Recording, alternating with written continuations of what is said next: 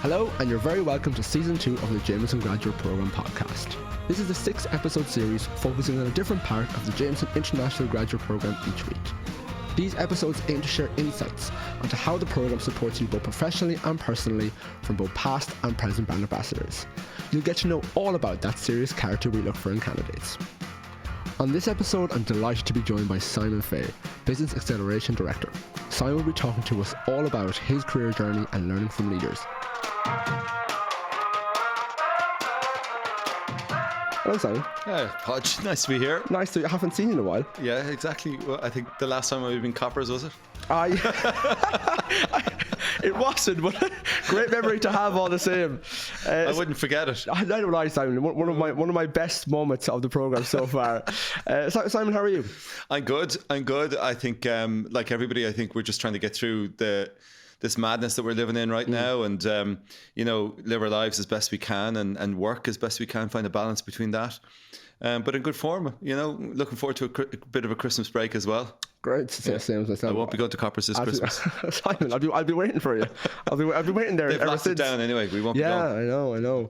But Simon, for people listening, I guess I mentioned there you're program alumni and you're current business acceleration director.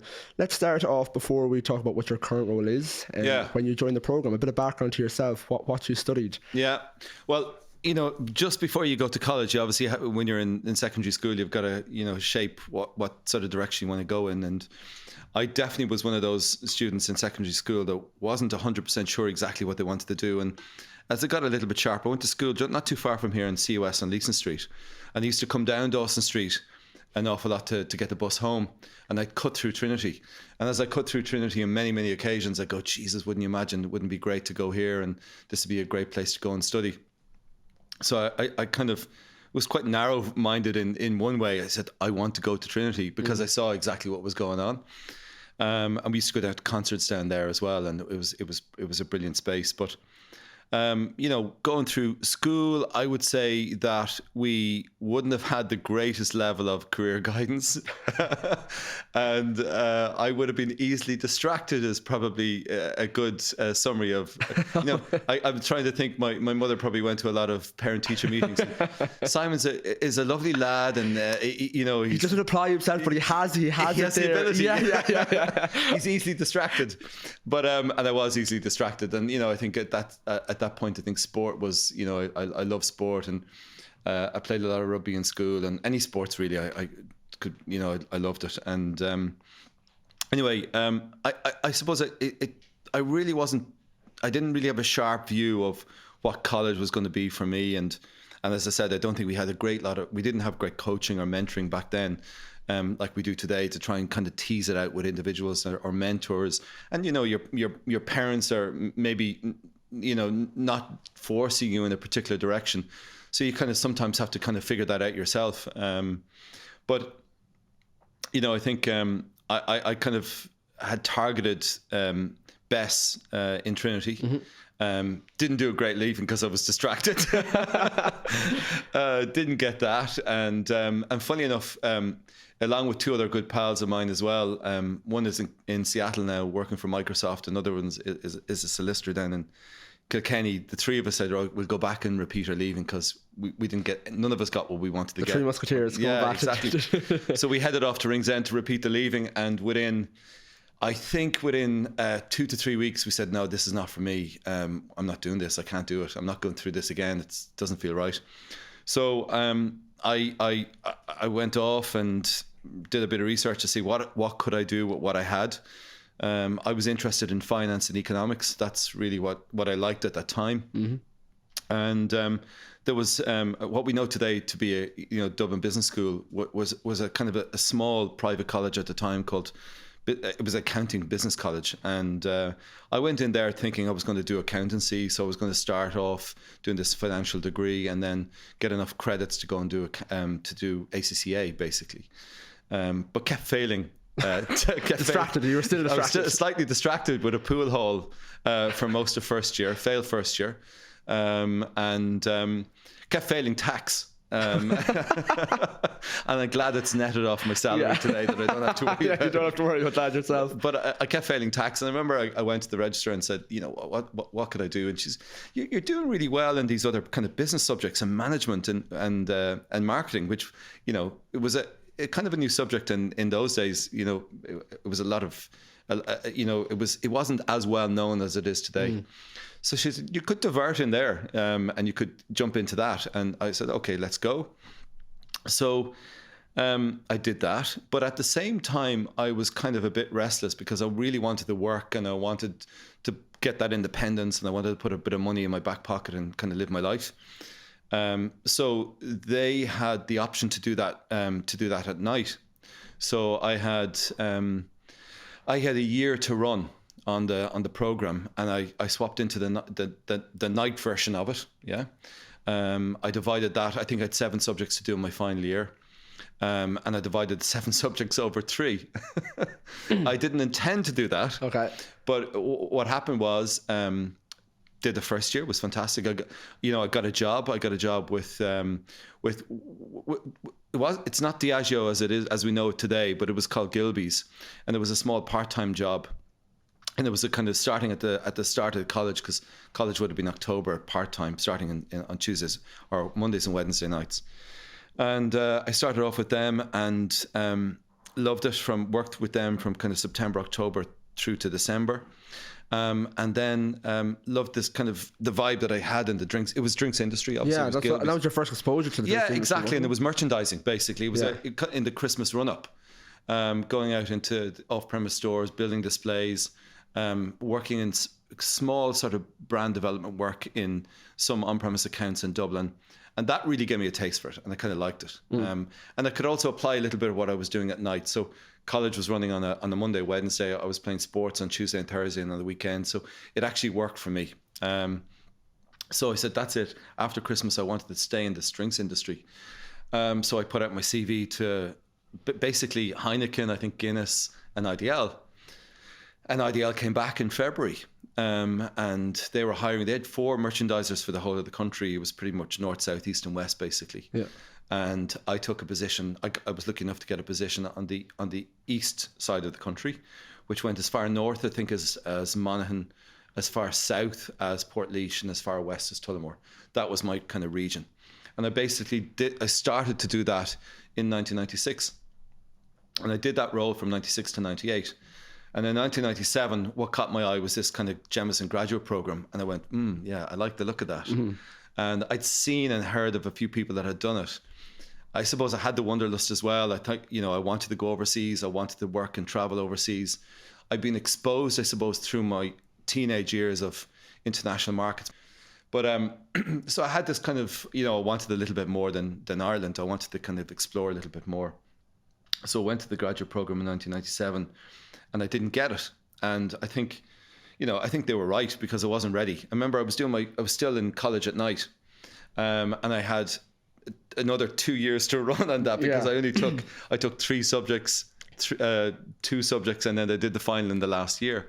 So anyway, I didn't get it. They said, listen, come back to us next year if you're still motivated, if you want to go for it. I did. I went back at it, but I still had another year to run on the exams. And they did a deal with me. They said, you're on the program. This was in 1998. You're on the program. Sinead probably wouldn't pass this now today. You're on the program, but on the proviso that you finish the 2 exams in your thesis that you're meant to do. Yeah.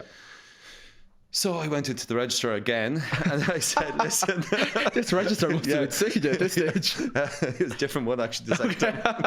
Probably had a note, stay away from this lad. And I said, listen, I'm not going to be in any lectures for the next year.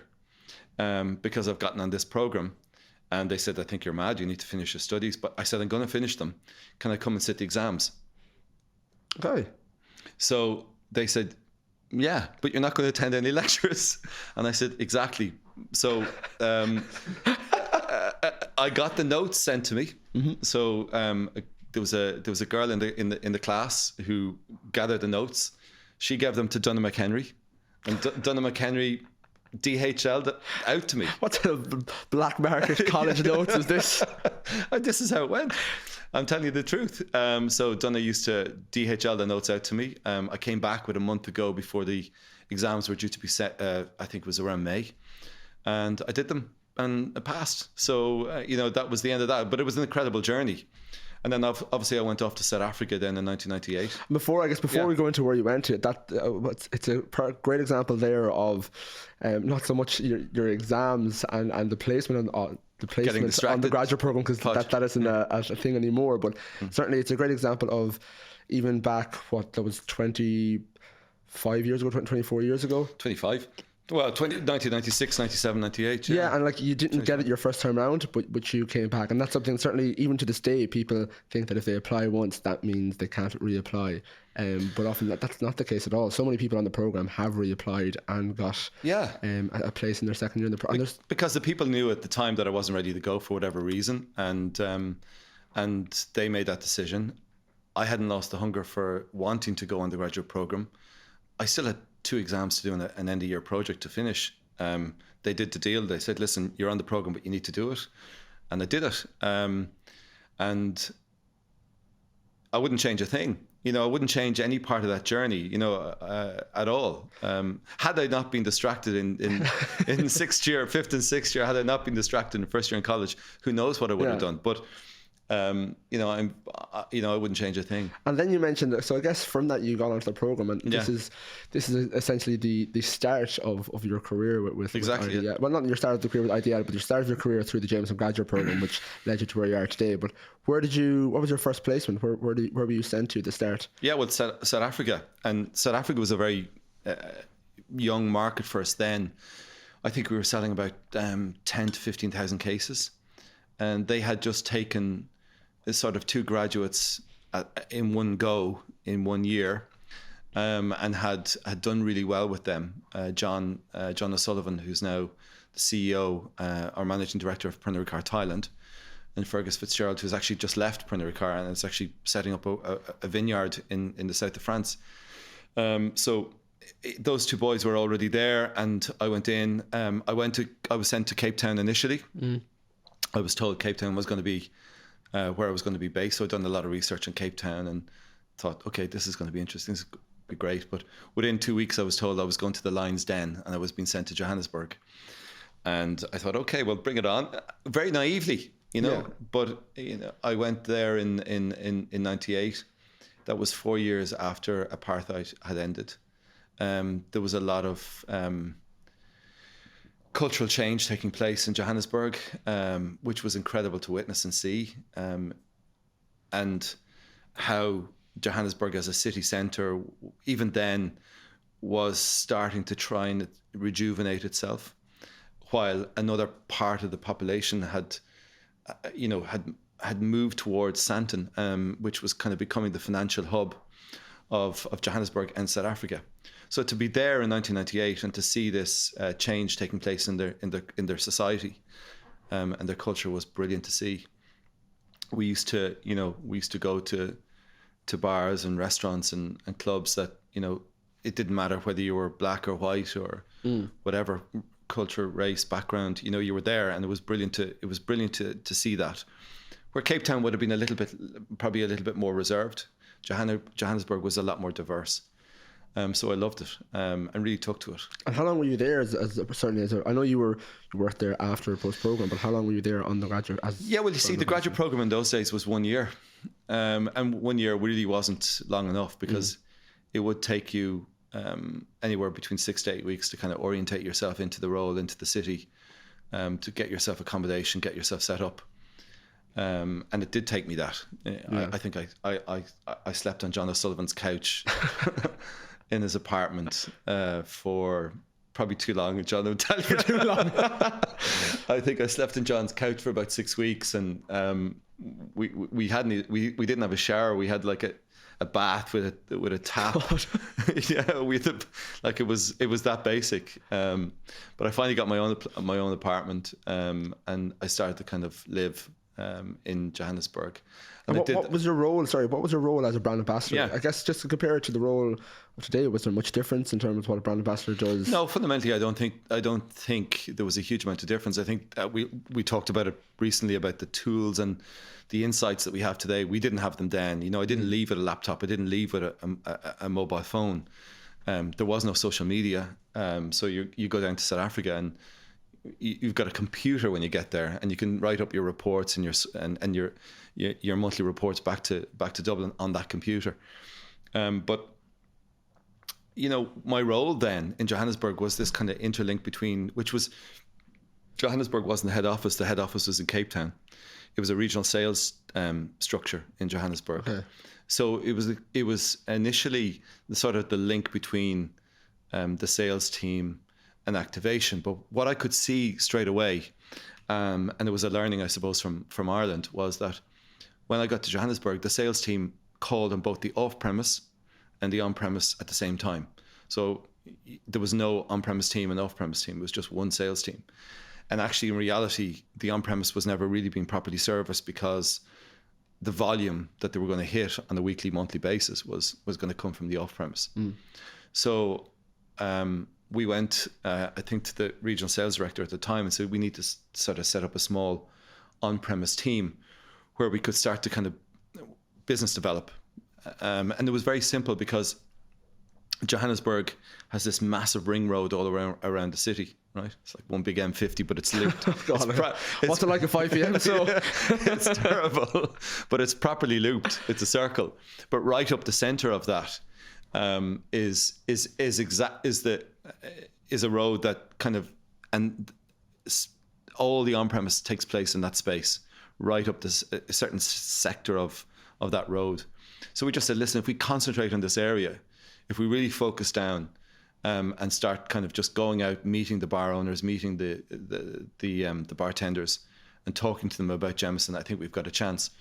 So he let us have a go, and we did it, and we got lots of new listings, and it just went from there.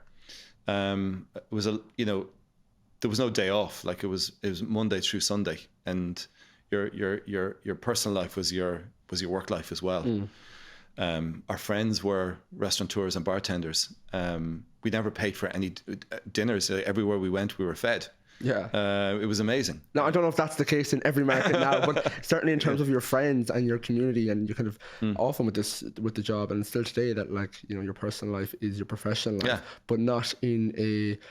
It's a natural process. It's because the people you hang around with are from the bar community. Yeah, they become your friends. You become part of the community, and it's quite lovely because as you say, everywhere you go, you can get. I'm not saying it's free dinners everywhere, but you certainly get looked after, and you make friends, and you know the places to go, and you know who works there. So it's really nice because when you go, and that's the best way to get to know a place as well, the locals and the people who work in the hospitality industry. I joined the rugby club as well because that was my. That's the sport that I love and played at the time. So I joined a local club and met loads of new people through that as well. So that gave me another outlet away from work, which I think everybody needs. And then maybe we didn't have the same level of awareness around mental health and fitness and exercise and good nutrition and sleep. Looking after yourself. I think we would have burnt the candle at every end of it and worked hard and played hard. But sport for me was a great outlet, and it was and still is today. I struggle with it a little bit today because every time I try and run a little bit, I pull a hamstring. So Johannesburg was incredible, and I did that 98, 99 into 2000, and then was asked if I'd come down back to Cape Town to head office and get into a kind of what we would call today kind of a classic ABM role. Assistant brand manager for the team was so small. There was a marketing director. I think there might have been two other people in marketing and me, but in reality, in those days, the MD and the CEO was every one of those roles, and he was an interesting character, David DeMarth, and he really understood the market. He was obsessive about visibility of the brand in the off-premise, in the on-premise, on the back bar positioning, obsessive on price and managing, that premiumness of the brand through price, but also through, quality visibility of your brand in the market. You know, whether it be an piece of outdoor advertising in the right space, or whether it be an umbrella. At Clifton is an area there just outside Cape Town where it's on the beach, but every brand wants to be on that strip. Yeah, you know, so he was quite obsessive, and I used to get these phone calls in Cape Town at around 11:30 on a Saturday morning from him, and he'd go, "Simon, where are you?" And the accent's pretty good. Yeah, where are you? And I went, I'm playing football. I could be wherever. Yeah. And he goes, "Have you been to Holly's Liquor?" And I said, "No, not yet, but I'll go down." He said, "You know, he'd want you in the bottle stores at the busiest times." And we used to hand sell. So we'd go into the aisles of Macro or, you know, independent bottle stores, and we'd spot guys coming in, mainly men, buying Bell's or J&B. And we target them, and we just go over and say, "Hey, listen, have you ever tried the Jemison?" And then we hit them with the pitch. And sometimes if you were able to, you know, do a wet tasting in the store, you'd get him to sample, and you'd win him over. So he might be buying 6 bottles of Bell's or J&B, and suddenly he was buying 4 and 2 of Jemison, and that over time became 6 bottles of Jemison. So every Friday afternoon, we'd do that. You know, we'd do our work in the morning, we'd grab lunch, and then from around 2 to 5, we'd be on the aisles selling. And we used to, you know, David would ring you then on a Saturday morning if it was a busy weekend. He'd go, "Why aren't you in Macro? It's busy, man," and all this sort of stuff. So, do you still have the kind of sales pitch in your head? Yeah, yeah, absolutely. Go on, give it to me. No, I'm not going to give it to you now. You know it. It's triple distilled. Yeah, it's smoke, blah, blah, blah, blah, blah. But you know, I think I find myself doing it even when we go into market visits today to the US. You know, you'd be in the store and you'd be looking and you'd be watching to see who's coming up to buy a bottle. And then you'd go over and you'd hit them. I don't know if there are people that are as figuratively, that is, with their sales pitch. Yeah, sorry, yeah. Not smack them, no. You'd hit them with the sales pitch. But I'm not too sure people are as receptive. But you know, people do want information at the point of purchase, and sometimes you're hit with this wall of product, and you can't distinguish. You know, you can't distinguish what makes this versus this different, other than price. So if there's somebody there that can help you, I mean, it's a very powerful moment where you can actually switch somebody. So we did a lot of that. And I'd say as well, from your perspective, given how small the brand was back in 97, 98 to what it is now, certainly in South Africa, is there a sense of, I guess, gratification there? Knowing that you had such a huge part to play in that? No, I didn't. Everyone had a part to play in it, but it's a great, I suppose, sense of achievement to be able to look back and to remember it when it was 10 or 15,000 cases, and knowing the building blocks that got it where it is today. And those are the kind of building blocks that, you know, as a graduate, you learn on this program, because you know the business from the very ground level up, and you know, really appreciating what it means to hold a premium price and to maintain your price, because the minute you lose that, you become debased or a commodity, and that kind of brand call is lost. So really trying to maintain that premium price is very, very important. Then visibility in store, you know, in South Africa in those days, we looked much bigger than we actually physically were, because we managed to get kind of forward share in stores. We got more display in stores than we deserved. But it wasn't as complicated then, because you didn't have category plans that were dictating where brands had to sit and be placed.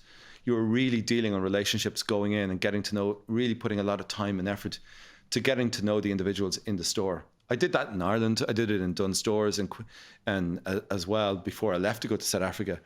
But it's become a little bit more scientific today with planograms and but that relationship building piece is still as important as ever. I think so, yeah, without a doubt. That's one of the main things that you do as a Jameson graduate program is to build relationships in your market. And I want to talk about, I guess, what you took from the program. But briefly, I guess, if you want to talk about your journey from Johanna, or from back to Cape Town to your role now, just how that happened. So I think the call might have come through just around October, November of 2000, and then I came back in 2001 in the kind of early spring. I think it was February or March, around that time. No, it would have been before March. It probably was January. To what role? Yeah, to an export role. So it was what we called then, it was the commercial department or the business development team. And my job at the time was Australia, New Zealand, based in Dublin, but being the link between the brand company and the market company, and being able to translate brand strategy into local market activation, and then to be that kind of communication loop between the market company and brand company both ways. So brand company to market company and market company back in, because what that last part of the process is very important, because you're giving feedback from the market back into the brand company, what's working, what's not, what do we need to change. Yeah. So that role was, that was a great grounding, because you really start to understand the sort of the commercial reality of trying to build a brand, as well as the kind of the brand activation reality. You start to understand what it means to manage a P&L of a brand, and the value of a brand within the P&L. It was a brilliant grounding, and there was a great team in IDL at the time in 2001, 2002 up to 2005. It was just a brilliant journey. So I started off with Australia, New Zealand. I think in the year one, I was 5 times in Australia in 1 year. God. Yeah, I was constantly jet lagged. That's probably the most traveling I've heard of in the last probably 4 or 5 years. Yeah, I was constantly jet lagged. But I used to, as I got smarter about it, I used to kind of fly into Singapore and then go into Perth, and then work my way south back to Brisbane and back out of Brisbane and out, or maybe Perth down to Adelaide. My knowledge of Australia now is very limited. Western Australia, down into down into Adelaide and Melbourne, hop over to Auckland, and then come back to Sydney, and then back out of Brisbane, or something along those lines. But I used to go for 2 weeks. I wasn't married, I wasn't in a relationship at the time, and so it was a little bit. You were more flexible. Freedom to go for 2 weeks. Yeah.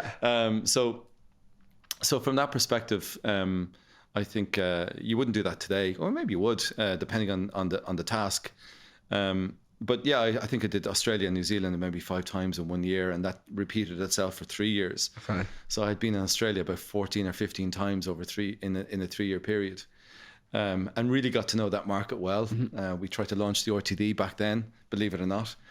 Jameson Chill. It didn't really work first time out, but we learned a lot.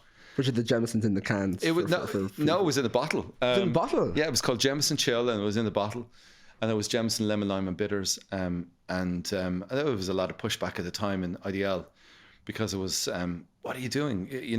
This is crazy. Putting it in it's not in a 700 ml bottle, and you're mixing it with something else. Yeah. But Australia was always leading the way in ready to drink, and I think 51 or 52% of all spirit sales. It could be even higher now. It could be close to 60 of all spirit sales are in RTD, in the RTD format. So if you're not in the RTD in Australia, you're not going to compete. So then that kind of, to fast track on, that started to look after Asia, and that was quite difficult, because that was a kind of an eye opener, because you were really trying to battle your way in to a portfolio that was already structured, and Jemison was a real small player, wasn't even recognized.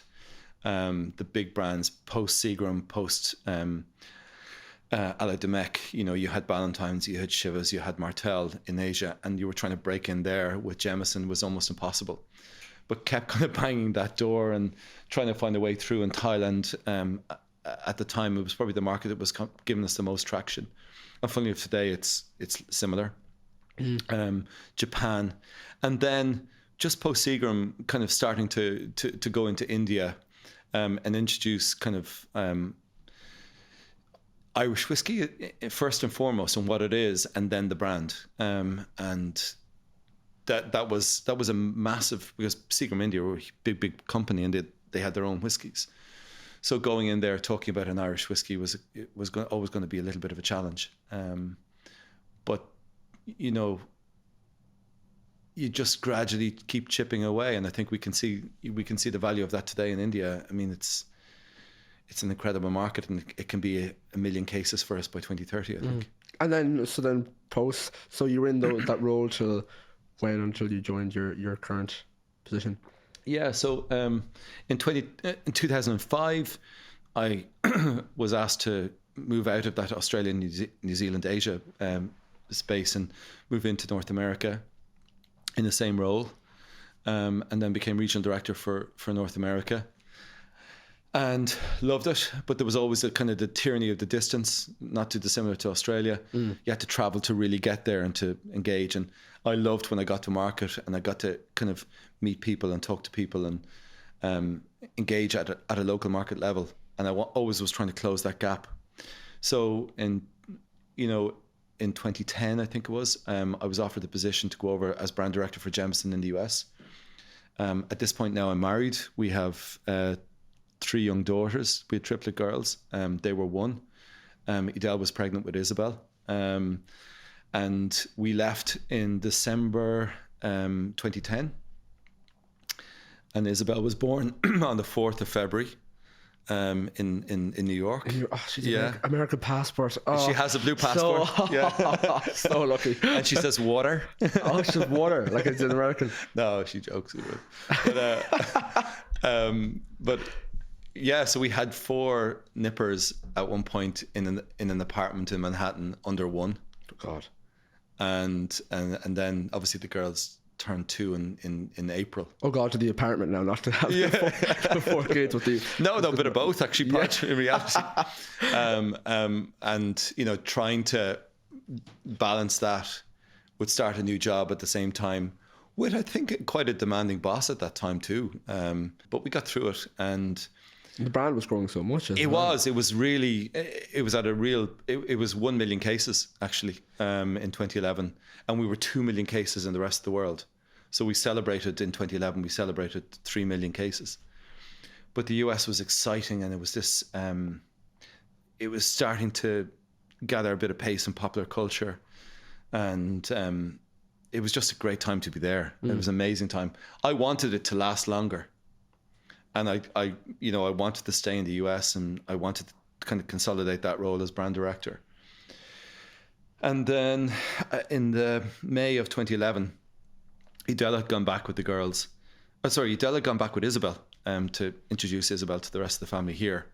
And I was back in New York with the 3 girls. At this stage, we had found a lady called Pat to give us help. She was from Barbados. And she's an amazing woman.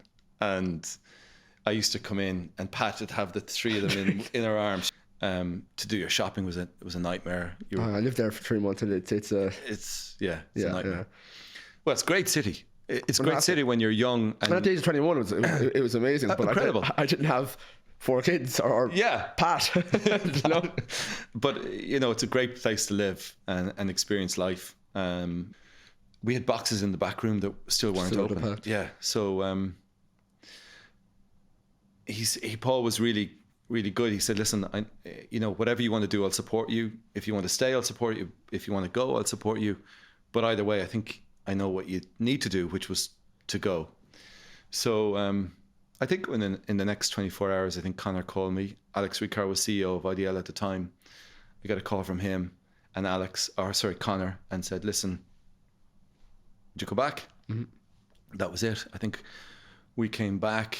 We had rented out our house here, and I'd made some commitments to the people that were renting it. So Connor was moving to South Africa, to become CEO of South Africa. Yeah, and I was jumping into his role.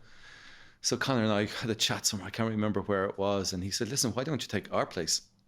It's fully furnished. My sister was going to move into it, but she's not now. My car is there. There's the office. Do you know what's funny about this? It's so similar as well to graduates when they go to take over a market. It's like, right, well, you could take the old brand ambassador of the old apartment, or the apartment of the old brand ambassador, because they're moving on to the next. Yeah, that's what happened. So Connor moved on, and we moved into his house, and himself and Elaine, they were amazing. And what was your role from? Commercial, basically what you would call a commercial director or business development director. Mm-hmm. That was Connor's role at the time. He was on the leadership team of IDL, but he was becoming CEO of Pernod Ricard South Africa. So, and he was moving to Cape Town. So we took his house in Terenure for, I think, 12 months. I gave notice to the guys that were in our house out in Meath, and they were getting married. So that kind of gave us a nice kind of transition of 12 months. It was lovely to live in Dublin, cycle to work, which was a new thing for me, because I was always in the car. That was a nice time. And there was a transition. Anna Malmaka came in at that time and was a new CEO, and we were trying to develop emerging markets. So there was a lot of work from 2011, 12, 13, 14, 15. It was like hectic, traveling everywhere, young family. It was meant No Pat. No Pat. I wish. But it was mental. And then in 2015, there was a big change. And there was a point in time that I thought I was probably going to be leaving Pernod Ricard in reality. And basically, to sum it up, the advice was, Simon, either decide to get on the train or get off the train. And if you're on the train, work with them on the structure, even though you're not going to be in it. So put that structure together, even though your name's not in the organogram. So that's what I did. I put my head down just in that lead up to 2015, and worked on a new structure with no promise of a role at the back of it. And then it would have been in the February, I think, I got a call from Gabrielle, who was Anna's PA, to say, listen, if I could drop up to see Anna. And I think it was mid-morning, dropped up, and she offered me the marketing director role. And in 2015, I jumped into it. So now I'm going to be marketing director and commercial director, and ultimately brand homes as well on top of that. So that's where, that happened in 2015, and then rolled that on to short now on dates, 2018, 2019, when Conor came back. Yeah. And Conor kind of had a look at it going, wow, I'm not too sure I like the kind of the division labor here. And I like, the swim lanes are a bit confusing.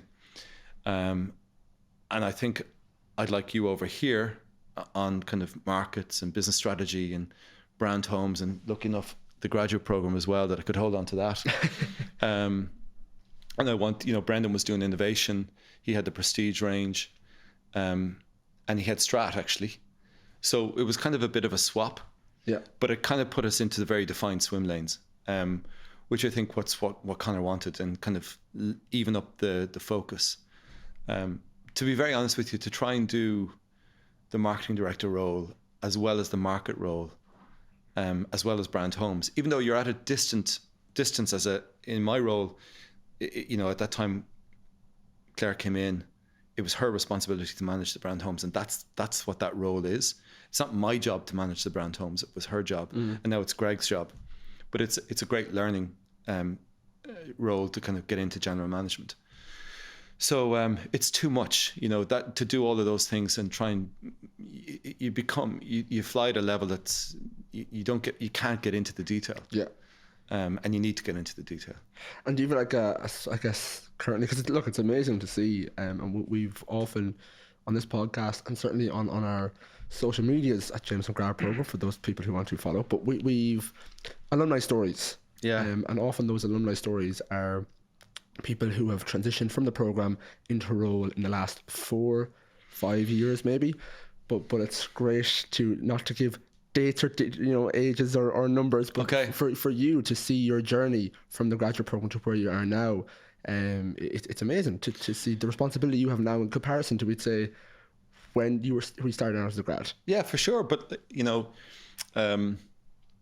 probably in 2015 that was the biggest change. Well, actually no, if I go back, probably 2011 was the biggest change, because now I went to the US to work as a brand director and to really hone that skill, and was then asked to come into a leadership position on the IDL exec.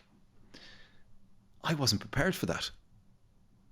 No one had coached me or mentored me in preparation for that. I had been exposed to many great, let's say, leaders and managers, and also bad ones too, by the way. I'd seen the good and the bad.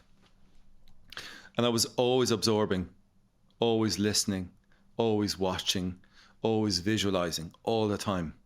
What would that be like? What would that feel like? And so when I got that position in 2011, I wasn't prepared for it. So I didn't know I didn't see myself. Today I probably still don't see myself as a leader.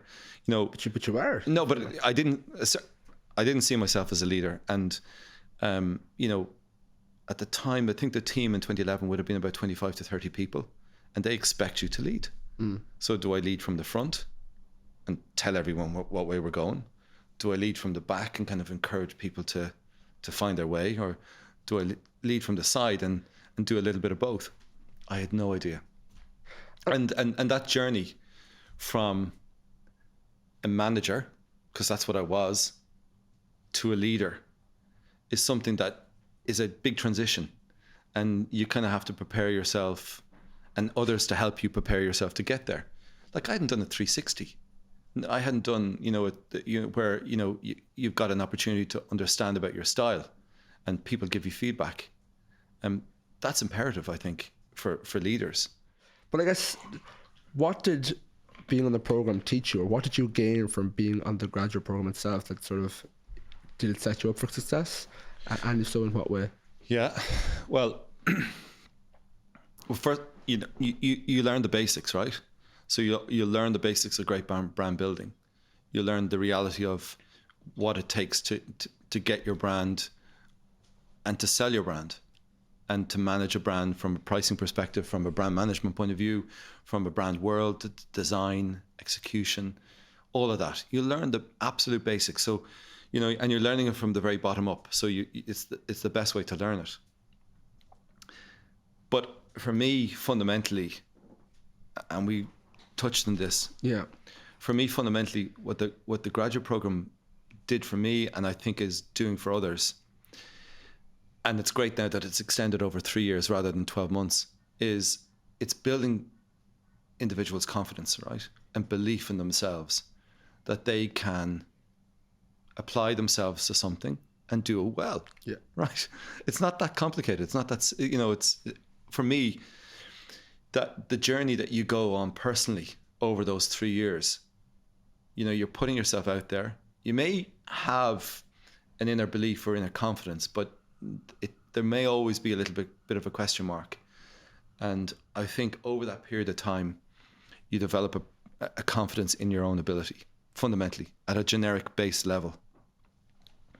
So, that hasn't changed. I don't think so, no. No. We talked about the graduate program and how much it's expanded. It's progressed onto like a 3-year program. Yeah. There's 4 people now who work on the graduate team to help their training and development and their recruitment and selection. And that's all changed, and that's so much more developed. But in terms of the bones of it, it's still the very same. The confidence growing, the experience. Fundamentally, I believe that's what it does, and it gives individuals the ability to decide, well, I like this industry or I don't. Mm. And that might happen at the end of the 3 years, or that might happen halfway through the 3 years. They may say, listen, I'm going to, depending on where you are on your journey, you may say, well, listen, I'm going to go off and I'm going to travel for another 12 months, or I'm going to go back into uni and study, or I'm going to go into a different business or organization, or I'm going to start my own business. So I think over that period of time, you get that clarity. And for me, the beneficiary of that clarity and that confidence and that personal development is actually the brand. So the brand may be in a strong position in a particular market, and it may be a position of strength. But actually, the evolution of the individual as a graduate, as a Jemison graduate, that evolution is far more powerful, and the effect is really, I believe, on the brand. So that's what I think. And I think that's the great thing about the program, because I think the work that Sinead and you guys are doing today, in terms of allowing individuals that freedom and that space to actually, get into the role and be responsible for what you're doing. That we have the check-ins through GAS. We have the check-ins through the management process. Exactly. The line manager. Yeah. But at the end of a 12-month cycle, or 24 or 36, at the end of that period, if there isn't a position for you in Irish Distillers or Pernod Ricard, and there could be, there's another way. And I think trying to empower that as much as we can, and to help and support that in terms of placement somewhere else, is as important as placing internally within Pernod Ricard. And that's what it prepares you for that. I think so, yeah. What do you think, this is kind of a question off the top of my head, but what do you think if someone had said to, would say Simon, who just failed his tax exams, many times, that this is 3 times, 3 times, that this is going to be your role, in terms of leadership, in terms of responsibility, and what? You see, I actually don't know if I can go if it starts there, because I think it really starts in secondary school. Okay. Because I think in my school at the time, if you weren't going to become an accountant, a solicitor or a barrister, so get into law, or an engineer, everything else wasn't even considered. I probably would have loved to done something else. Agriculture, ag science wouldn't have even come on the agenda. Wouldn't have even been discussed. I think that's the beauty of what we have today in secondary schools. We've got the help. The kids have help in secondary schools today, through transition year, to really explore options for their career and really nail that in around 3rd or 4th year. Start to kind of get a feel where they want to go, and then into 5th and 6th, and then into college, and then discover. And say, okay, well, we might start in an arts program or something else, and then move on to something else. It really isn't. I think a point that we were discussing the other day. It's not linear. It can be a little bit of a journey that takes many twists and turns. And I think maybe sometimes we put ourselves under too much pressure to expect, I need to be, here. And it's a catch-22 in that sense. And we have so much resources that sometimes people think, I need to know what I'm doing, but that's not the case. It's not the case. No. It's not the case. And I think we can put ourselves under too much pressure to force that on ourselves. I do think, however, that, there is probably a happy medium somewhere between your 25 and 30, where you are starting to kind of nail it a little bit. And shaping that direction of where you want to hone your skill through your 30s and then after into your 40s. So between sort of 25 and 30, finding that place where you feel comfortable and starting to narrow that frame and say, yeah, this is where I want to be. And then through your 30s, really making that work. I think I think getting that level of independence in your early 30s is a great place to be. But it's that early 20s where you have to explore and you have to find out. You've got to figure it out. Figure it out yourself. But I think today we've got so many more resources to help us. Yeah. In school and in college. Even access to inspire us. Yeah. Yeah. I didn't have the same level of insight or perspective when it was quite narrow. Simon, I have 2 more questions and I'm going to quick fire round before we finish up. But what advice would you give to someone starting out their career journey now? Is that it there, what you just said in terms of... I think it is. Well, fundamentally, be yourself. Don't try to be an image of what you think yourself should be. So fundamentally, be yourself. Be comfortable with yourself and be yourself. And then make sure you have trusted people that you can talk to, that would give you good advice about, what for example, if it's starting in college or coming out of college, what those steps should be, what next step I should take. Be open at that early point in your career, maybe not too rigid. And try and experience as much as you possibly can in terms of roles and responsibilities. I probably, in that period of time, I moved a lot into different roles, different markets, different regions. That kind of international experience as well for me was... I was just going to say, if you can expose yourself to other cultures, it was amazing. It's invaluable. Yeah. I remember, it's just a quick, short story. In South Africa in 98, 99, I did a whiskey tasting in the Shebeen in Soweto. Okay. And I was brought in by a man called Peter Take. And Peter was our sales guy in Soweto. and he was a black belt in judo. Okay. So he was kind of my bodyguard for the day. But I remember going to this bar, this little shebeen called Wandy's Place, and we went in, and Wandy was asleep. But there was 3 or 4 other guys kind of having a drink in the shebeen, and they called illegal bars in South Africa shebeens.